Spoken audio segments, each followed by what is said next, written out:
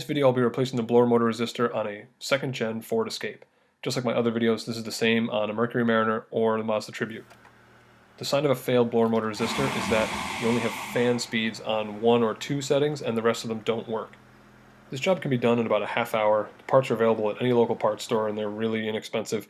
The biggest problem is reaching the resistor itself, and that's been on any car I've done these on. You practically have to break your arm to get up in there and reach the bolts that are holding it in. The only tools you need are a stubby 8mm socket and a ratchet, so let's get started. Pop open your glove box and using both hands press the sides of it in and it'll fall right open. These little tabs here hold it to the frame of the instrument panel, and that's all you're trying to release.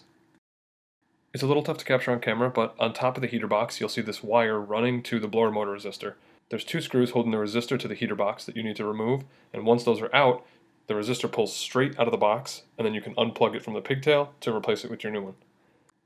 As you'll find out, it's real tough up there, it's real tight, and to get the socket and the ratchet in there to loosen the screws up, it's a real pain. So I don't tighten the screws down all the way when I replace it with the new one, because these kind of go quite often, so it's way easier the second time when you just have a couple turns instead of the full length of that screw.